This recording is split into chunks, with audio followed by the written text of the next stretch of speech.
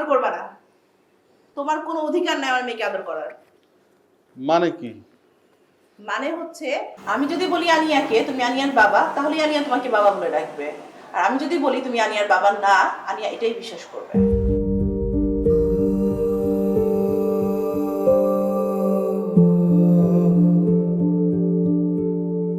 সেই গভীর রাতে আসো, আবার ভোরবেলায় চলে যাও। দুপুরে যখন আসো মেয়েটা থাকে স্কুলে। এটা বাবার মেয়ের কোনো সম্পর্ক হতে পারে? আমি শুধু বাবা না, একজন সেলসম্যান। আনিয়াকে আমি যেমন বাবা হিসেবে ভালোবাসি, ঠিক তেমনি সেলসম্যান হিসেবে আমি জবটাকেও ভালোবাসি। এটা তোমার বুঝতে হবে। মিথ্যা কথা তো ঠিকই বলতে পারো। সেলস ম্যানেজার বলে আমার বাবাকে তো ঠিকই পটাইছিলা। এখন সেলস ম্যানেজার সেলসম্যান হয়ে গেল কেন? আরে প্রেমের ক্ষেত্রে একটু একটু মিথ্যা কথা বলতেই হয়। আরে সেদিন যদি মিথ্যা কথা না বলতাম, তাহলে কি তুমি আমাকে ঝাড়ি মারতে পারতা? এগুলো তো আমি তোমার জন্যই বলেছিলাম। আবার জুতা পালিশ করে। কি এমন চাকরি করো শরীরে চাইতে জুতা যত বেশি নাও? শোনো, সেলসম্যানদের নিজের চাইতে জুতার জামার যত্ন বেশি নিতে হয়। আমার শরীর জুতার চাইতেও কম দামি। পেটে ভাত না থাকলেও জুতাটা পলিশ থাকা লাগে, আর জামা কাপড়টা আয়রন থাকা লাগে। পেটের ক্ষুধা কিন্তু চোখে দেখা যায় না, জামা আর জুতা এগুলো চোখে দেখা যায়। বুঝছো আনিয়ার মা, দুনিয়াটা এখন দেখানোর উপরেই চলছে। আরে আমাকে কি দেখছো? আমাকে দেখার কিছু নাই। আমি একজন সেলসম্যান। দাও দাও দাও, ব্যাগটা দাও। আরে দাও।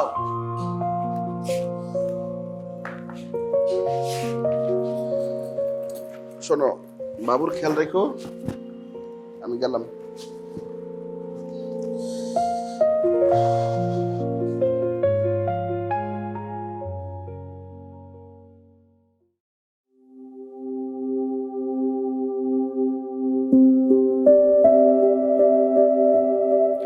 পৃথিবীতে চাইনিজরা হইতেছে মার্কেটিং জিনিয়াস, এটা তো সবাই জানেন। তারা কখনো অন্য কোনো প্রোডাক্ট অথবা কোম্পানির নামে বদনাম করে না। কেই মনে করতেছেন চাইনিজরা খুব ভালো? ব্যাপারটা মোটেও তা না। কারণ বদনাম করতে গেলেও সেই কোম্পানি বা প্রোডাক্টের নামটা মুখে আনতে হবে, আর সেটাই হইতেছে ওই কোম্পানি বা প্রোডাক্টের নামে মার্কেটিং। বুঝছেন? বুঝতে পারছেন আপনারা? গুড। ফারুক সাহেব, গুড। ইদানিং বেশ অ্যাক্টিভলি কাজ করতেছেন আপনি। Very good. শার্টটাও চমৎকার। আরো নিজেরা পলিশ করতে হবে। কাপড় চোপড় যখন সুন্দর থাকবে, বেল্টটা সুন্দর থাকবে, জুতোটা যখন চকচকা থাকবে না, তখন কিন্তু নিজের প্রতি কনফিডেন্সটা অনেক বেড়ে যায়। আর নিজের প্রতি যখন কনফিডেন্স বাড়ে তখন সেল অটোমেটিক বাড়ে। এখন শুনেন, কাস্টমার যখন ফ্রি হবে, যখন আপনার সাথে কাস্টমারের আই কন্ট্যাক্ট হবে, তখন সুন্দর করে একটা সালাম দিয়ে, একটা হাসি দিয়ে কথা বলা শুরু করবেন, তাই না? হ্যাঁ। এবং তারপরে সুন্দরভাবে কথাবার্তা বলে তার ফ্যামিলির খবর নেন, তার ব্যবসার খবর নেন। সোজা কথায় কাস্টমারের সাথে একটা সুন্দর সম্পর্ক তৈরি করবেন। এতে কি হবে জানেন? আপনি যেই টার্গেটে কাস্টমারের কাছে গেছেন, যে আজকে আমি কাস্টমারের কাছে এত টাকা বিক্রি করব, দেখবেন তার চেয়ে বেশি বিক্রি হবে। ওকে? সো কাস্টমারের সাথে সুন্দর সম্পর্কটা মেনটেন করাটাও খুব জরুরি মার্কেটিং স্ট্র্যাটেজি। আসি এবার এই মাসের সেলস টার্গেটে। এই মাসের sale target 8 lakh. Sorry boss, এটা তো একেবারে অসম্ভব। আমরা গেল মাসে 5 লাখ টাকা সেলস করেছি অনেক কষ্ট করে। এই মাসে 8 লাখ টাকা বস, এটা অনেক বেশি হয়ে যায়। কারণ আমাদের সব সাধারণ প্রোডাক্ট, অন্যান্য কোম্পানিদের মধ্যে দামি প্রোডাক্ট আমাদের নাই, তাই আমাদেরকে অনেক প্রোডাক্ট সেল করতে হয়। সো এটা অনেক টাফ, অসম্ভব আমাদের জন্য। যার যার কাছে মনে হইতেছে যে এই মাসের 8 লাখ টাকার টার্গেট পূরণ করা অসম্ভব, শেষে এখনই অফিস থেকে চলে যাবেন। একদম চলে যাবেন, কোনো কথা নাই। কারণ আপনারা দুর্বল মনের মানুষ। আপনাদেরকে দিয়ে পৃথিবীতে আর যাই হোক সেল হবে না। এই আমি বাসার এরকম অসংখ্য অসম্ভব টার্গেট ফিল আপ করে আজকে এই পজিশনে আসছি, এমনি আসিনি। সেটা মাথায় রাখতে হবে। বড় হওয়ার স্বপ্নটা দেখতে হবে, নিজেকে বড় জায়গাতে দেখতে হবে। সেই কনফিডেন্সটা নিজের মধ্যে থাকতে হবে। যদি সেই কনফিডেন্সটা নিজের মধ্যে না থাকে তাহলে আপনাদের কারো জন্য সেলস না। Sorry boss. ফারুক সাহেব, মার্কেটিং এ সরি বস বলে কোনো কথা নেই। কথা আছে একটা, ইয়েস বস, জি বস, ওকে বস। ঠিক আছে? ওকে বস। আপনাদের সবার সাথে খুব শীঘ্রই দেখা হবে। আসুন।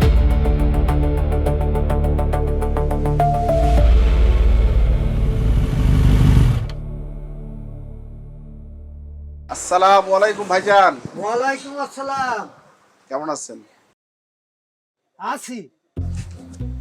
হ্যাঁ ভাই, ব্যবসা বাণিজ্য ভালো থাকলে মনও ভালো থাকে, শরীরও ভালো থাকে। আগে কি দেখছিলাম আর এখন কি দেখতেছি ভাই, দিন দিন দিন দোকান আপনার বড় হইতেছে, ব্যবসা বড় হইতেছে। আমার মনে হয় কি জানেন ভাই, আপনি মনে হয় আস্তে আস্তে একটা ওষুধ কোম্পানির মালিক হয়ে যাবেন। ওই মিয়া, ক্যানভাস থামাও।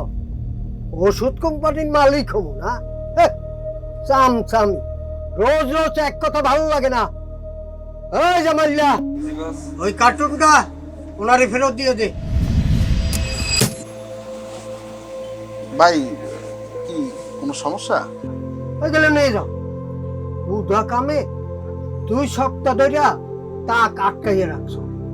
কি বাউসালের ওষুধ দিও, কোনো ডাক্তার লেখে না। ভাই এখন তো একটু রোগ সব কম, তাই একটু ওষুধটা কম বিক্রি হইতেছে। সিজনটা পাল্টাক, তখন দেখবেন মানুষের অসুখও বাড়বো আর ওষুধও সেল হইবো। ভাই এগুলো সব বিক্রি হবে ভাই, আপনি রাখেন। আমারে বুঝাও, 25 বছর ধইরা আমি ঔষধের ব্যবসা করি। তোমার কোম্পানি ছাড়া অন্যান্য কোম্পানির মালও আমি রাখি। সব মাল চলে, তোমার মাল চলে না। ফালতু প্রোডাক্ট। ভাই আমাদের রংপুর, খুলনা, বরিশাল, চিটাগং, সিলেট অন্যান্য জায়গায় খুব ভালো চলতেছে ভাই। আমরা চেষ্টা করতেছি আপনাদের এখানে খুব ভালো চলবে। আর আমি আপনার সাপোর্ট দেবো ভাই, আপনি রাখেন, ওষুধটা রাখেন, ইনশাআল্লাহ চলবে। কথা বোঝো না? এইগুলো ডাক্তার না রাখলে চলবে না। এগুলো নিয়ে যাও, আমি এগুলো বিক্রি করতে পারবো না। আর আমি নিয়ে যাও, খারাই গেছো কেন? তুমি যদি হিন্দা না যাও, কার ধাক্কা দিয়ে বাইর করে দেবো। যা।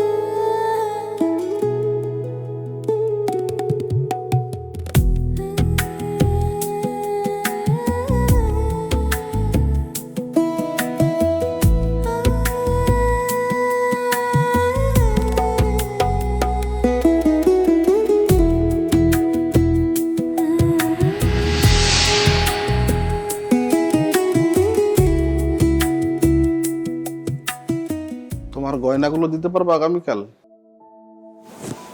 কেন? বন্ধক রাখবো। কেন গয়না বন্ধ রাখবা কেন? কোম্পানি যে টার্গেট দিছে সেই টার্গেট পূরণ হয় না। কিছু গহনা বন্ধক রেখে সেই টাকা দিয়ে কিছু ওষুধ কিনে আমার টার্গেট পূরণ করব। কিন্তু তুমি ওষুধ কিনে কি করবা? পরে আস্তে ধীরে আমি এগুলি বিক্রি করব। তাহলে তো আগামী মাসে আরো বেশি টার্গেট দিবে। আগামী মাসে টাকাই মার দেখা যাবে। আচ্ছা ঠিক আছে, গয়না নিবা তুমি, কিন্তু যখন বন্ধক ছুটাবা তখন আমাকে আরো গয়না দিতে হবে। কি ব্যাপার, আজকে তুমি চাওয়ার সাথে সাথে রাজি হয়ে গেলা? কোনো চিল্লাচিল্লি নাই, ধমকাধমকি নাই, ঘটনা কি? এই আমি কি সারাক্ষণ তোমাকে ধমকাধমকি করি? বোধে ধমকাধমকিও একটা প্রেম। সারাদিন ওষুধ দিয়ে দৌড়াদৌড়ি করতে করতে তোমার প্রেম নাই হয়ে গেছে। আমি এখন তোমাকে প্রেমের ওষুধ খাওয়াবো। আরে আমি তো খাওয়ার জন্য রাজি। আমরা আজ পাহাড় দেখতে যাব কবে? এই তো বা কয়দিন পরে আমরা একসঙ্গে পাহাড় দেখতে যাব। সেখানে আমরা পাহাড়ে উঠবো, অনেক কিছু খাবো, ঘুরবো ফিরবো, কি যে মজা করব। তোমাকে অনেকগুলো রাইড শেয়ারিং করাবো। শোনো, ওখানে গিয়ে এছাড়া আমরা আরো অনেক কিছু করব। এই তুমি বাচ্চার সাথে মিথ্যা কথা বলতেছো কেন? আম্মু আমরা পাহাড় দেখতে যাব না। কেন যাব না? পাহাড় দেখতে গেলে তো বড় হতে হয় মা, ছোটরা পাহাড় দেখতে চায় না। আমি ছোট, কিন্তু আপু তো বড় হয়েছে। আমি আপুকে নিয়ে পাহাড় দেখতে যাব, তুমিও যাবে আমাদের সাথে।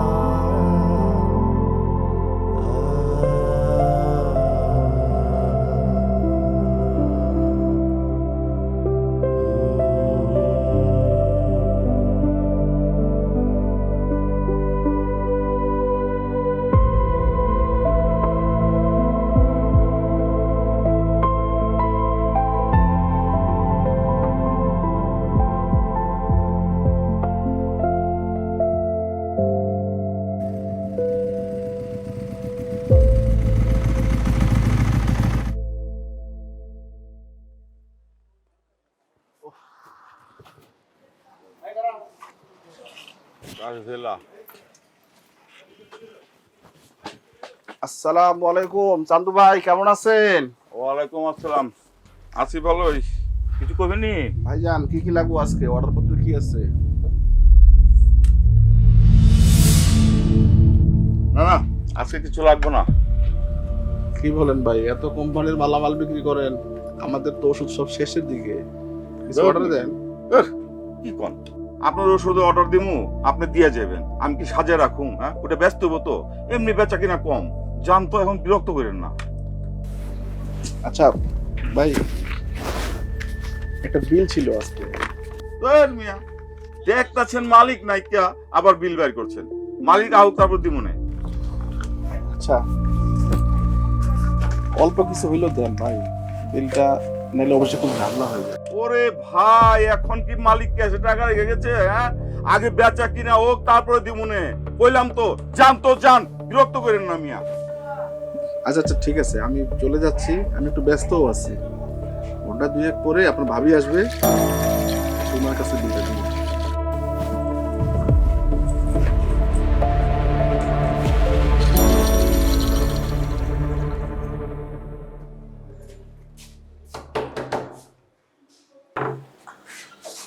আরে আসসালামু আলাইকুম আন্টি। ওয়ালাইকুম, কি খবর? এই তো আন্টি, ভালো আছেন আপনি? আলহামদুলিল্লাহ ভালো আছি।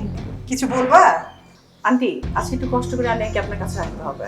আচ্ছা মিহি, তুমি একটা সত্যি কথা বলো তো, তুমি এত ছোট একটা মেয়েকে রেখে প্রতিদিন কোথায় যাও? আন্টি আমার একটু কাজ আছে তো, বেশিক্ষণ লাগবে না, তাড়াতাড়ি চলে আসবো আমি। তোমার মেয়ে কিন্তু ভীষণ দুষ্টামি করে, এই ঘর ভরে দৌড়াদৌড়ি করে, কখন কোন জিনিস ভেঙে ফেলবি। তাছাড়া ও নিজেও তো ব্যথা পেতে পারে নাকি? আনিয়া তুমি দাদুর সাথে দুষ্টুমি করো কেন? আন্টি আজকে দিনটা একটু কষ্ট করে রাখেন। আজকে কিন্তু বিকেলে আমার বাসায় মেহমান আসবে, ওদের সাথে ছোট ছোট বাচ্চা আছে। এখন তোমার বাচ্চা ওদের বাচ্চা একসাথে হওয়ার পরে অনেক সময় ঝগড়াঝাটি করে, মারামারি করে। তুমি কিন্তু তাড়াতাড়ি এসে ওকে নিয়ে যেও। হ্যাঁ, জি। তুমি এত ছোট একটা বাচ্চা মেয়েকে আমার কাছে রেখে রোজ রোজ কোথায় যাও? না মানে কোনো অসৎ কাজ বা কোনো খারাপ কাজের সাথে জড়িত না তো তুমি? ছি ছি আন্টি, এসব কি বলছেন আপনি? আসলে হয়েছে কি মা, দিনকাল তো ভালো না। আমি তোমার মায়ের বয়সী না, তুই আমার কাছে সত্যি কথা বলতে পারো। এই ছোট একটা মেয়েকে আমার কাছে রেখে রোজ রোজ বাইরে যাও, তোমার খারাপ লাগে না? তাছাড়া ওর জন্য তুমি টান অনুভব করো না?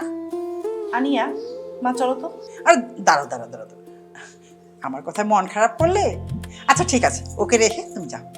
আন্টি আমি একটা পার্ট টাইম জব করি, এই জন্য মাঝে মাঝে বাইরে যেতে হয় আমাকে। যে দিনকাল পড়ছে, একজনের রোজগারে সংসার চলে না। আচ্ছা ঠিক আছে, এসো এসো এসো।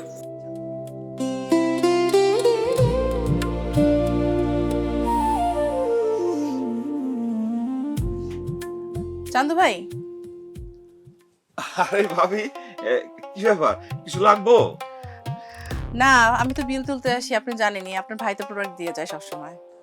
ও হ্যাঁ, ভাই তো কয়ে গেছে যে আপনি আইবেন বিল নেওয়ার লেগা। বলেন ভাবি, হয়েছে কি, এখনো বেচা কেনা ঠিক মতো হয় না, বুঝছেন? একটু অপেক্ষা করা লাগবো। এই বেচা কেনা হোক, তারপর দিতেছি। ভাবি, আপনারা দেখলে না খুব মায়া লাগে, বুঝছেন? আপনি একটা কাজ করে একটা চাকরি বাকরি হলো, বুঝছেন? হয়েছে কি, ওই স্বামীর উপর আর কতদিন থাকবেন কোন? হ্যাঁ, আরে চাকরি বাকরি হলে নিজের ইনকামের সোর্স বাইরে হচ্ছেন না। আপনাকে প্রবলেম অসুবিধাগুলি এইগুলো মনে করেন সব শুনে দেবো গা। না না, কে বলছে আমাদের অসুবিধা? আমাদের কোনো অসুবিধা নাই।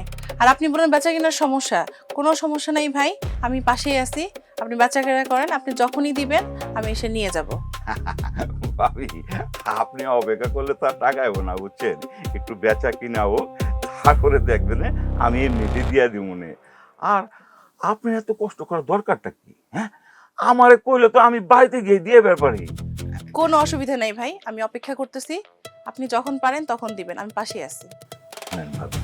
বলতেছি কি, চাকরি পাইতেছেন না, তাহলে আমি কিন্তু আপনার একখান চাকরি দিবার পারি।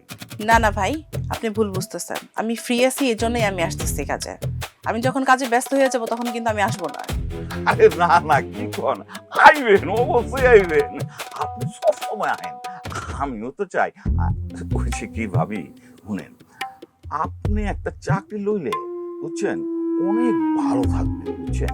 এই জন্যই কইতাছি, এত কষ্ট কম লাগবো না। ঠিক আছে চান্দু ভাই, আপনি কি বলছেন আমি খুব ভালোভাবে বুঝছি। আপনি বিলটা রেডি করেন, আমি আসতেছি। আরে ভাবি, আরে যাই দেবো না ভাবি, শুনেন।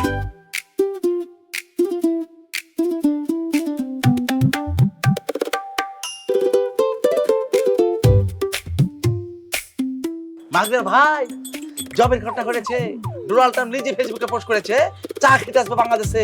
বাটপাড়িটা একটু কমা, হালকা একটু কমা।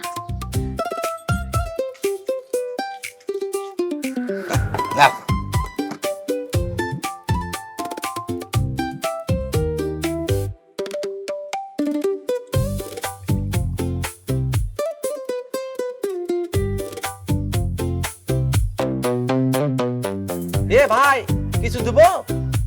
না,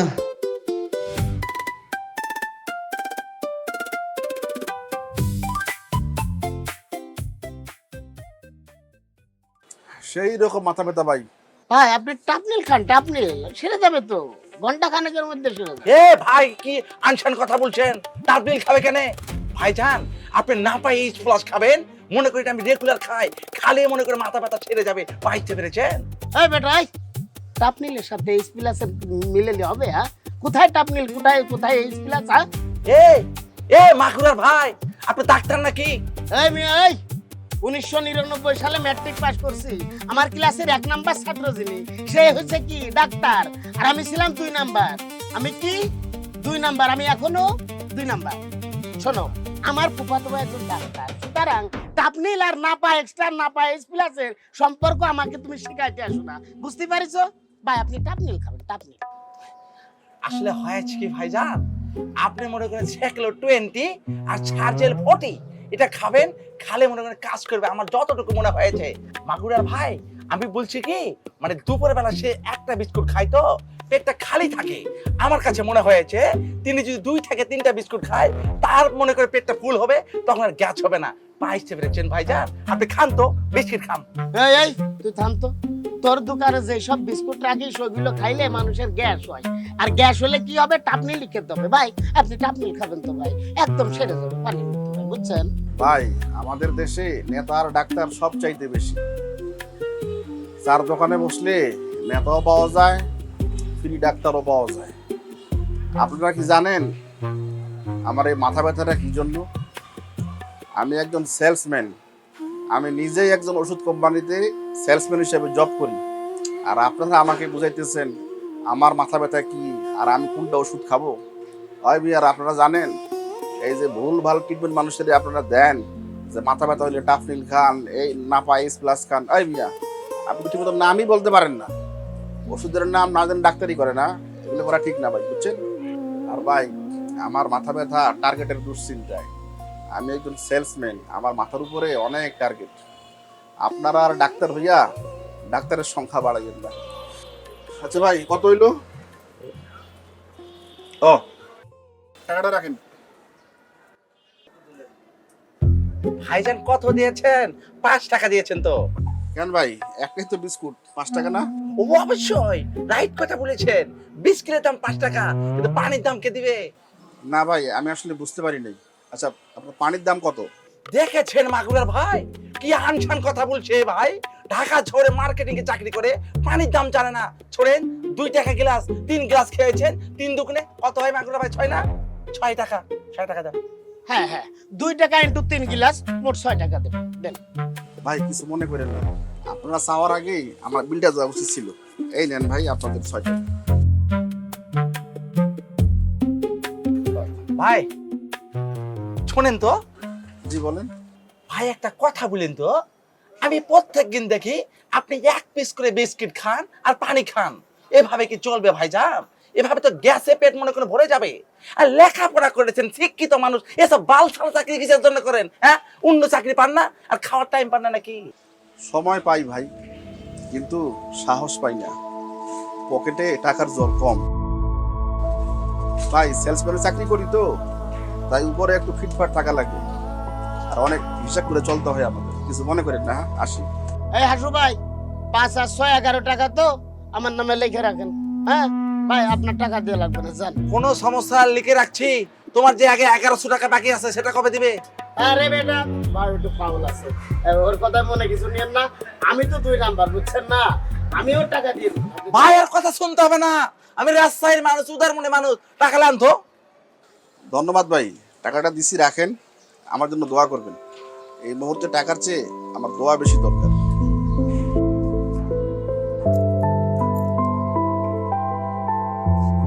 বাবা তোমার দরবার সব পাগলের খেলা। এক দেশে তুই রাজকন্যা ছিল, ওরা না একটা বাঘ পালতো, খুব ভালো। ওই রাজকন্যাটাকে খুব ভালোবাসতো। কোনটাকে? যেটা ভালো রাজকন্যা সেইটাকে ভালোবাসতো। আর একটা দুষ্টু ছিল না রাজকন্যা, ওটাকে বাঘটাকে সব সময় শাস্তি দিত, আর বাঘও ওইটাকে দেখতে পারতো না। ঠিক আছে, এখন সারাদিন পরে যখন ছোট রাজকন্যার মনে পড়লো হায় হায় ওর বাঘকে তো খাবার দেয় নাই, তখন সে যখন খাবার নিয়ে গেল তখন বাঘ তো আর খাবে না, বাঘ গোসা করছে। কি করছে?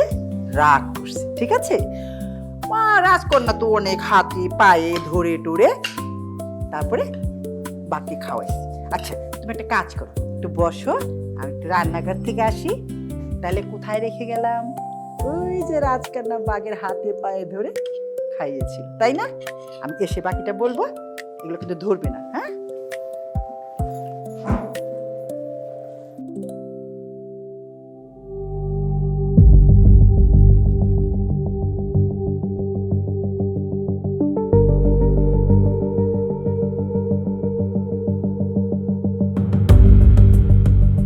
আনিয়া, আনিয়া ধরে না, ধরে না। আনিয়া দাও তুমি এটা আমাকে দাও। এটা ধরছো কেন তুমি? আরে না না না দাদু ভাই তুমি বসো না, দেখো না আমি কেটে দিচ্ছি তো। তোমাকে আবার রাজকন্যার গল্পটা বলবো, তুমি শুনবে না? আরে খেলতে হবে না, ছাড়ো ছাড়ো, দুষ্টু মেয়ে কোথাকার। এই তুই কাঁদছিস কেন? যেমন তোর মা তেমনি তোর মেয়ে হয়েছে। আমার মাকে নিয়ে কিছু বলবা না। তোমার মাকে নিয়ে কিছু বলবো না। তোর মাকে নিয়ে কিছু বললে তুই কি করবি? আমি কিন্তু আমাকে সব কথা বলে দিব। ওরে বাপ রে বাপ, কত পাক না রে। মাকে কি বলবি? ওই তোর মা তো খারাপ, সারা দিন টুটু করে ঢাকা শহরে ঘুরে, হ্যাঁ, আর তোরে আমার কাছে দিয়ে যায়। এই যে তুমি এই সব উল্টে পাল্টে কি বলছো, সব বলে দিব আমি। কি? ওরে বাপ রে বাপ, তুই ঝাঁঝুরের থেকে শুই বড়, হ্যাঁ? কি বলবি তোর মাকে, কি বলবি? তুই আমার চিনস, একটা চড় দিব না, বাও হাত দেখা তোর 32 দাঁত ফালাই দেব।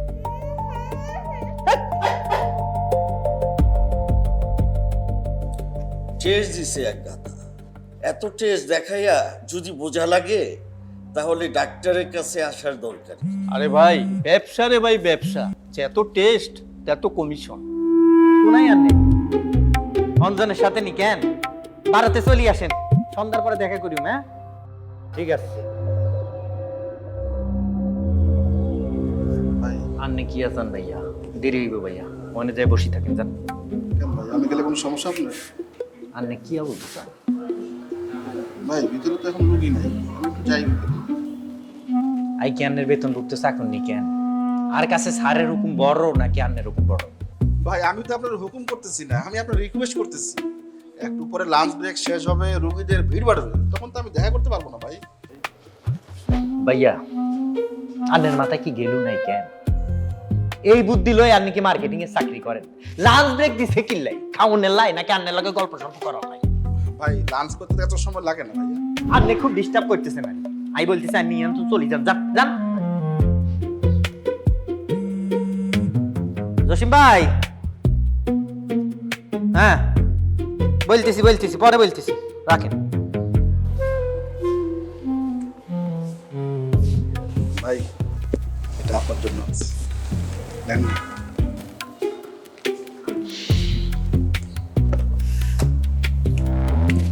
আমি এখন যাই। 5 মিনিট সময় পাইবেন, 1 মিনিটও বেশি হাইতেন না। অলরেডি কিন্তু 1 মিনিট চলে গেছে। আচ্ছা আচ্ছা আচ্ছা আচ্ছা, হ্যাঁ ঠিক আছে ঠিক আছে। দেরি হইব, বসে থাকেন যান। এক্সকিউজ মি, আমার একটু দেখা যাবে?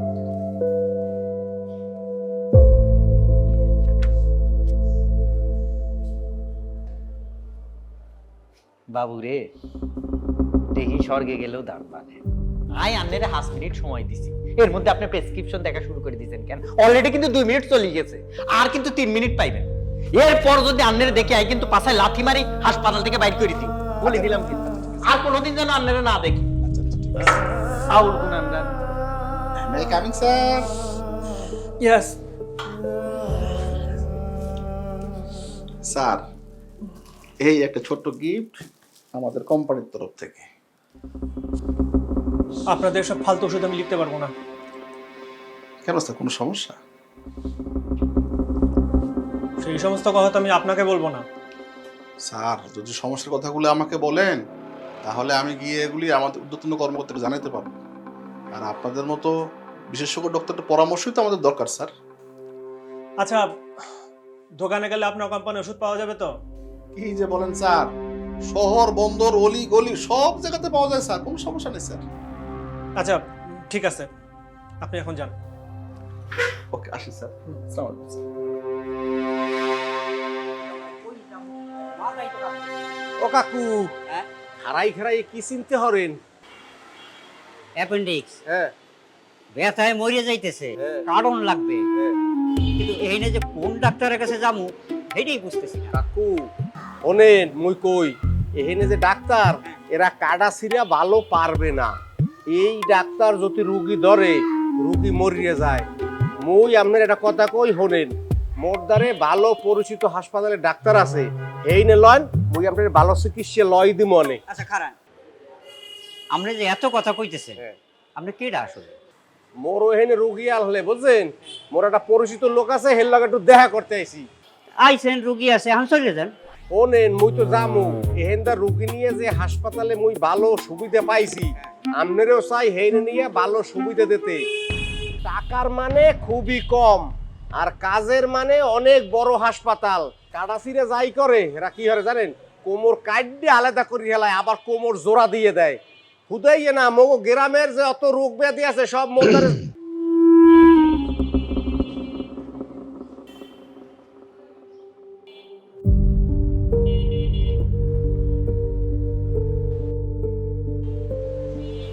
অভিশাপের ভয় থাকা উচিত। কখন যে কার রুহের অভিশাপ লাইগা যায় বলা তো যায় না।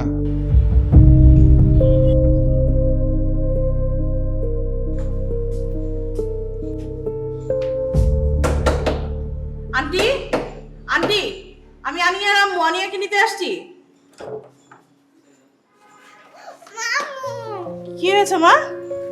আন্টি, আনিয়ার কি হয়েছে? ও কান্না করছে কেন? তুমি বুঝো না, তোর মেয়েটা অনেক দুষ্টু, কিছু হয়তো ভেঙে ফেলছে ভয়। ও তো কখনো এইভাবে কান্না করে না আন্টি। মা গো, তোমার আমি বলছিলাম না তোমার মেয়েটা খুব দুষ্টু। হয়েছে কি, আমি তো সারাক্ষণ ওর সাথে থাকতে পারি না। না, আমি রান্নাঘরে গেছি রান্না করতে, ওই ড্রয়িং রুমে গেছে, হয়তো হাত থেকে কোনো শোপিস পরে ভেঙে গেছে। আমি শব্দ শুনে আমিও দৌড়িয়ে গিয়ে বলছি, ও মা গো। ও ভয় পেয়ে চিৎকার দিছে। বিশ্বাস করো, আমি ওরে জড়াইয়া ধরছি, অনেক আদর করছি। কিন্তু মা গো, মায়ের কাছকে আর মা সিঁড়ে দেওয়া হয়। তুমি যদি থাকতা না, ও এই ভয়টাও পাইতো না, এই চিৎকারও দিত না। আসলে তুমি এত বাইরে ঘোরাঘুরি না কইরা এত ছোট্ট একটা বাচ্চারে এইভাবে ধুইয়া যায় না মা। তুমি থাকলে ও কিন্তু এরকম ভয় পাইতো না। আপনি কি আন্টি আমার বাচ্চাকে বকা দিয়েছেন?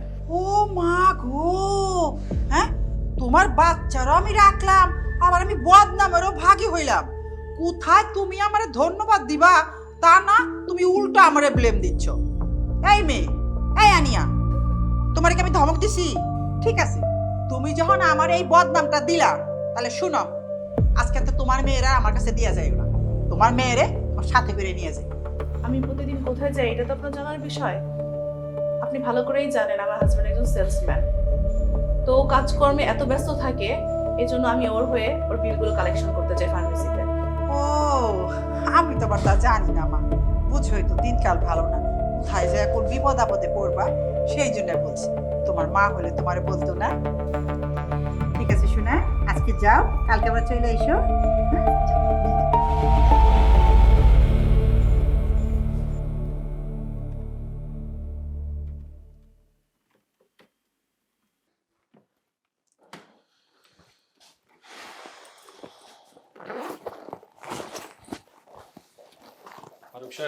বস আপনি অনেক রাত পর্যন্ত কাজ করতেছেন দেখে ভালো লাগলো। বুঝতেছি সেলসের প্রতি আপনার একটা আগ্রহ আছে। জি বস। শুনেন, মাসের যে টার্গেটটা আছে না, সেই টার্গেটটাকে প্রতিদিনের টার্গেটে ভাগ করে দেন। তারপরে প্রতিদিনের যে টার্গেট, সেই টার্গেটটাকে প্রতিদিন ফুলফিল করেন, দেখবেন মাস শেষে আপনার টার্গেট ফিল আপ হয়ে গেছে। সেটাই করছি বস। না, সেটা করতেছেন না, সেটা আপনি মোটেও করতেছেন না। আপনার হিসাবে যথেষ্ট পরিমাণ গরমিল আছে। একদিন আপনার সেল যদি ভালো হয়, তাহলে আগামী 3-4 দিন আপনার কোনো খোঁজ খবর থাকে না। কেন? নিজেকে রিল্যাক্স মনে হয় না যে আরে বাবা অনেক বড় তো আমি একেবারে তোপ মেরে ফেলছি, তাই তো? আচ্ছা, জীবনে কি বড় হওয়ার কোনো ইচ্ছা নাই? জি বস। আবার বলে জি বস। ডাক্তারদের সাথে গুড রিলেশন মেনটেন করতে হয়, এটা তো বুঝেন। জি বস। কিভাবে বুঝেন? যদি বুঝে থাকেন তাহলে শরীরের অবস্থা কেন? এ কি অবস্থা? এগুলা কি? হ্যাঁ, এইভাবে করে কাস্টমারের কাছে যান? এইভাবে করে যদি কাস্টমারের কাছে যান, কাস্টমার তো প্রোডাক্ট নিবে না, উল্টারও ইনসাল্ট করে ছেড়ে দিবে, কোম্পানির বদনাম হবে। না বস, অফিস শেষ তো। আরে ভাই, আপনি বেশি কথা বলেন তো, কথা একটু কম বলেন। আমি যখন বলতেছি তখন আমার কথা শুনেন, আপনার কথা বলতে হবে না, বুঝছেন? বয়স কত? এই বয়সে শরীরের এই অবস্থা করছেন কেন? এটা কি? হ্যাঁ, এইরকম ভুঁড়ি, এইসব ভুঁড়ি নিয়ে, এরকম শরীর নিয়ে যদি একটা কাস্টমারের কাছে যান, কাস্টমার তো শুরুতে পাবে লুথার। আপনি তো লুথার বাইরে আর কিছু না। হ্যাঁ, সেল যদি করার ইচ্ছা না থাকে, যদি মার্কেটিং অফিসার হয়ে তার ইচ্ছা না থাকে, তাহলে কষ্ট করে জোর করে এই কাজটা কইরেন না। এই কাজটা আপনার জন্য না। তাহলে আপনাকে যে প্রতিদিন এতগুলা মানুষের সামনে এত কথা বলি, আপনার কি লজ্জা শরম বলতে কিছু নাই? হ্যাঁ, লজ্জা শরম যদি থাকতো তাহলে একটু হইলে তো ঠিক হইতেন।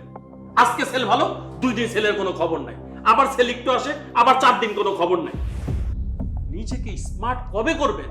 মার্কেটিং অফিসার হিসেবে নিজেকে কখন মনে করা শুরু করবেন আপনি বলতে পারেন? Sorry boss. আপনারা কোনো লজ্জা শরম বলতে কিছু, একটা ব্যাকে চাকরিতে নিচ্ছে।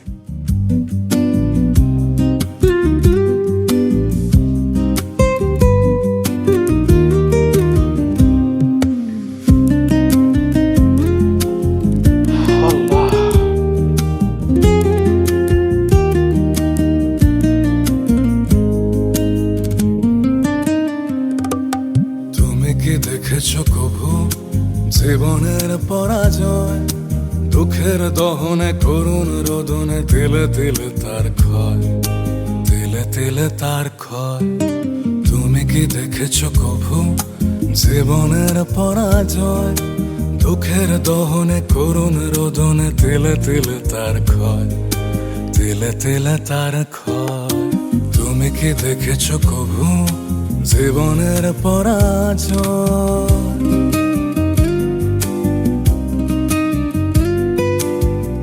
না, এভাবে আর চলা যায় না। দিন রাত গাদার মতো খেটে যে স্যালারি পাই, তাতে নুন আনতে পান্তা ফুরায়। তার উপর সকলের কথা শুনতে হয়। এই অসম্মানের চাকরি করার চেয়ে না খেয়ে থাকাও ভালো। একটু সম্মান আর একটু সুখ আমার কপালে কি নেই? এই বাবা মনে হয় জ্বর। জ্বর? হ্যাঁ, তাই তো। কখন থেকে জ্বর? আমি তো মাত্রই দেখলাম। এই শোনো, কালকে থেকে আমি টাকা তুলতে যাব না। কেন? তোমাকে কি আমি বলেছি যে তুমি টাকা তুলতে যাও? বাবু সুস্থ হওয়ার আগ পর্যন্ত তোমার কোথাও যেতে হবে না। তুমি শুধু বাবুকে টেক কেয়ার করো। বাবু সুস্থ হলে আমি আর যাব না। বাচ্চাটা আমার অনেক কষ্ট পাইছে। চাচির কাছে মাঝে মাঝে বাবুকে রেখে গেলে বাবু দুষ্টামি করলে চাচি বকাঝকা করতো, মারধর করতো। আমি বুঝতেই পারিনি বিষয়টা।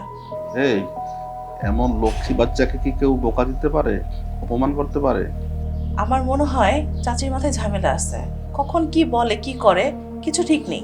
শোনো, বাবা মা ছাড়া বাচ্চার দুষ্টামি কেউ সহ্য করতে পারে না। আমরা এমনিও কম খাই, কম পড়ি, দরকার হলে আরো কম খাবো, আরো কম পড়বো, কিন্তু আমি আর বাচ্চাটাকে আর কষ্ট দিতে পারবো না। আচ্ছা ঠিক আছে, তোমার যা ইচ্ছা হয় তুমি সেটাই করো।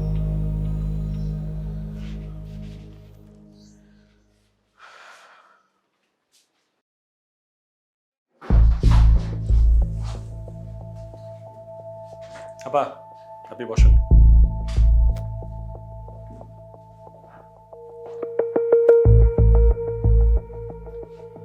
জাকি সাহেব, শার্টে বোতাম লাগান, এসব কি?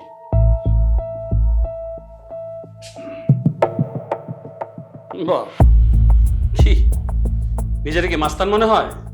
হ্যাঁ, এইসব করে কি কাস্টমারের কাছে যান? এইসব করে যখন কাস্টমারের কাছে যাবেন তখন তো আপনার মার্কেটিং অফিসার মনে করবে না, মনে করবে আপনি একজন মাস্তান। আপনাদেরকে মার্কেটিং অফিসার বলে কে বলেন তো? মার্কেটিং অফিসার কি সেটা আপনারা বুঝেন? বস, আমরা কি অফিসার? এদিক ঘুরেন। কি মনে করেন নিজেকে? বস, সেলসম্যান। সেলসম্যান মনে হয়? আপনার রুচি কতটুকু উন্নত সেটা আপনি ডিসাইড করবেন, আমি ডিসাইড করব না। আপনার যদি নিজেকে মার্কেটিং অফিসার না মনে হয়, মুদি দোকানদার মনে হয়, সেটা আপনার সমস্যা, আমার সমস্যা না। যদি মুদি দোকানদার মনে হয় নিজেকে, তাহলে টার্গেটও মুদি দোকানদারের মতো ফুলফিল করবেন, স্যালারিও পাবেন মুদি দোকানদারের মতো। জি বস। আপনার লজ্জা শরম খুবই কম আছে, সেটাকে আপনি জানেন। এই চাকরিটা আপনার জন্য না, আপনি চাকরিটা ছাড়েন। দরকার হলে রিক্সা চালান, ভ্যান চালান, কিন্তু এই চাকরি আপনি করেন না। সব শিক্ষিত মানুষ চাকরি করতে পারে না। বুঝতে পারছেন আপনি আমার কথাটা?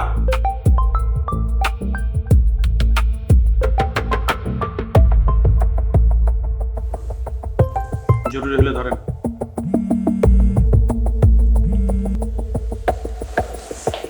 হ্যালো।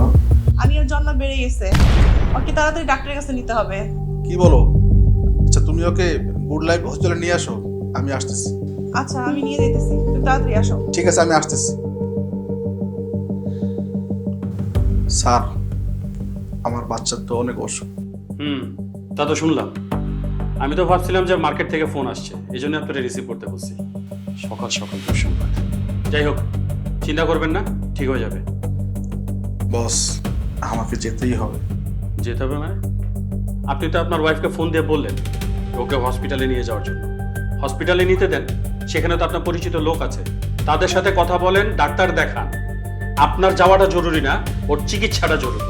বস, আমি না গেলে ওর অসুবিধা হবে, ও একা সামলাতে পারবেন না। বস, আমি যাই। মার্কেটে যাবেন না? আপনাকে ফোনটা রিসিভ করতে বলাটাই আমার ভুল হয়েছে। ফোনটা যদি রিসিভ না করতেন তাহলে তো জানতেও পারতেন না যে বাচ্চাটা অসুস্থ। আগে হসপিটালে যাক, ট্রিটমেন্টটা নেক, দেখেন কি অবস্থা হয়, তারপরে না হয় আপনি একটা সময় বুঝে তারপরে যাবেন। তো এখনই এত তাড়াহুড়া করে যাওয়ার তো কোনো প্রয়োজন নাই। আর এইভাবে যদি ব্যক্তিগত কাজের জন্য এত সময় ব্যয় করেন তাহলে সেলসের টার্গেটের উপর তো চাপ বাড়বে। বাড়ুক, তারপরও আমি যেতে চাই। দেখুন, আপনার বাচ্চার ব্যাপার, তাই আমি আপনাকে খুব বেশি একটা জোর করব। আপনার যেখানে মনে চায় আপনি সেখানে যান, কিন্তু সন্ধ্যার ভিতরে আমার সেল টার্গেট পূরণ হওয়া চাই। সন্ধ্যার ভিতরে সমস্ত হিসাব ক্লিয়ার করে দিয়ে আমার কাছে, তারপর অফিস থেকে বের হবেন। আর যদি না পারেন, কালকে থেকে আপনার অফিস আসার কোনো প্রয়োজন নেই। আমি আর আপনার চাকরি করবো না। এইসব সস্তা ব্যাগের জন্য সারা জীবন কামলা হয়ে থাকে, কোনোদিন উঁচু আসনে বসতেও পারবেন না। বসতে চাইও না।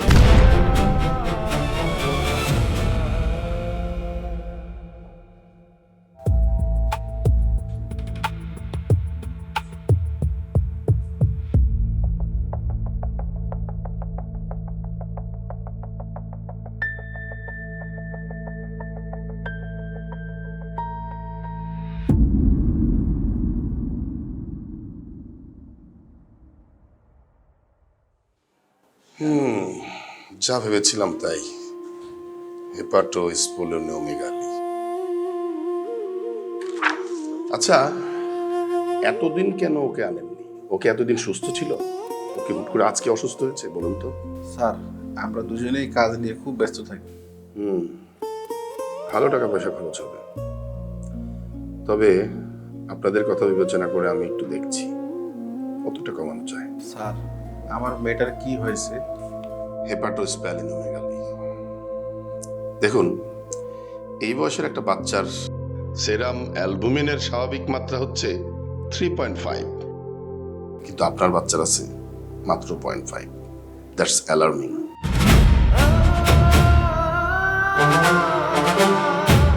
এরকম ক্রিটিক্যাল একটা সময়ে যদি একটু বেখেয়ালি থাকেন, তাহলে যে কোনো সময় একটা বড় দুর্ঘটনা ঘটে যেতে পারে। স্যার, আমার মেয়ের চিকিৎসার জন্য সব মিলিয়ে কত টাকা খরচ হতে পারে? অ্যারাউন্ড 4 লাখ। কিন্তু আমি আপনার মাসুম বাচ্চাটার দিকে তাকিয়ে এবং আপনাদের অবস্থা বিবেচনায় সর্বোচ্চ চেষ্টা করব যতটা কমানো যায়, বাকিটা আল্লাহ ভরসা। স্যার, আপনার কাছে একটা অনুরোধ, দয়া করে আমার মেয়ের প্রেসক্রিপশনে আমাদের কোম্পানির কোনো ওষুধ লিখবেন না। দেখুন, আপনারা সব ডাক্তারকে ভাবেন ডাক্তাররা ভিলেন, কিন্তু না, সব ডাক্তার ভিলেন নয়। আপনারা কোম্পানির রিপ্রেজেন্টেটিভরা আমাদেরকে যা লিখতে বলেন আমরা অনেক সময় তা লিখি হয়তো, কিন্তু সেটা আপনাদের চাপে পড়ে, কারণ না লিখলে আবার আপনাদের চাকরি থাকে না। কিন্তু আমি সেটা করব না।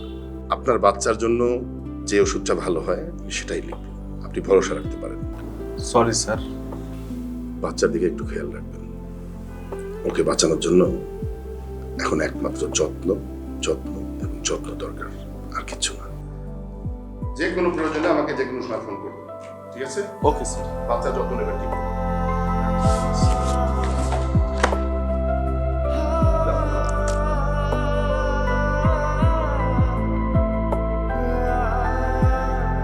কি ব্যাপার, মন খারাপ করে দাঁড়িয়ে আছো এখানে? অফিসে যাবে না? না, যাব না। যাও, অফিসে যাও। বাচ্চাটার জন্য অনেকগুলো টাকা লাগবে, দেখো গিয়ে কারোর কাছে লোন করতে পারো কিনা কিছু টাকা।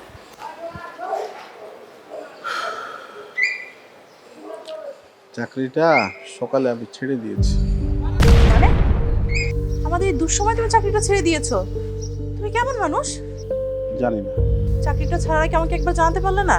এখন কি হবে বলো তো? মিহি প্লিজ, আমরা এইসব নিয়ে পরে কথা বলি। তুমি চাকরিটা ছেড়েছো কেন? তুমি আবার চাকরিতে গিয়ে জয়েন করবে। যদি জয়েন না করি বিপদের সময় আমরা কিভাবে চলবো? সকালে গিয়ে চাকরিটা ছেড়ে দিয়েছি, তোমাকে তো বলেছি। আরে ফাইজলামি নাকি? এই চাকরিটা টেকানোর জন্য আমি আমার গয়না পর্যন্ত বন্ধক করেছি।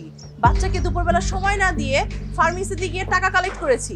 যে চাকরি করতে গিয়ে বউয়ের গয়না পর্যন্ত বন্ধক রাখতে হয়, মেয়ে অসুস্থ হলে তাকে পর্যন্ত সময় দেওয়া যায় না, নিজের ফ্যামিলি লাইফ পার্সোনাল লাইফ বলতে কিছু নাই, এমন চাকরি আমি করব না মিহি। কিন্তু চাকরিটা দরকার এই মুহূর্তে। না, দরকার না। আমি তোমাকে বলেছিলাম আনিয়াকে নিয়ে হাসপাতালে যেতে। বসকে বললাম আমার বাচ্চা খুব অসুস্থ, আমাকে যেতে হবে। বস শুনে বললেন না, ওখানে যেতে হবে না। যদি বাচ্চার ওখানে গিয়ে আজকের সেলস টার্গেট পূরণ না হয় তাহলে আগামীকাল থেকে আমি যেন অফিসে না আসি। এখন তুমিই বলো, ওখানে কি আমার যাওয়া দরকার? এত পাষাণ তোমার বস? আমরা গাধার মতো টার্গেট পূরণ করলে ওনাদের পদোন্নতি হয়, সেজন্য আমাদের বাচ্চার বাঁচা মরার চাইতে ওনার টার্গেট পূরণ করাটা বেশি জরুরি। চলো তোমার অফিসে। বললাম তো এই চাকরিটা আমি আর করছি না। এত কিছুর পরেও কি তুমি আমাকে এই চাকরিটা করার জন্য রিকোয়েস্ট করলে? চলো অফিসে চলো, আজকেই তোমার অফিসে শেষ দিন। কি ব্যাপার, আপনি অফিসে যে একটা ডেকোরাম আছে সেটাও জানেন না? আমি ওনার ওয়াইফ। বুঝতে পেরেছি, আপনি ওনার ওয়াইফ।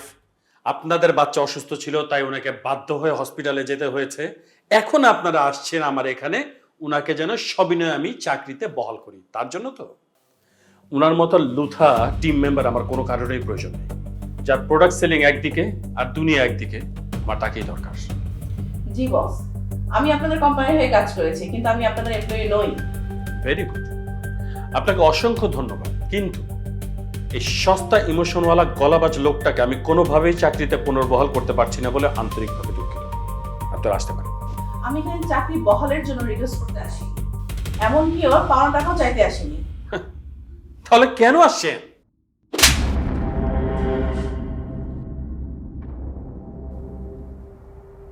আমার হাজবেন্ডকে দিয়ে এতদিন পরিশ্রম করানোর পরেও তাকে যোগ্য মূল্যায়ন করা হয়নি। আপনাদের জন্য বিনা পারিশ্রমিকে আমাকে কাজ করতে হয়েছে।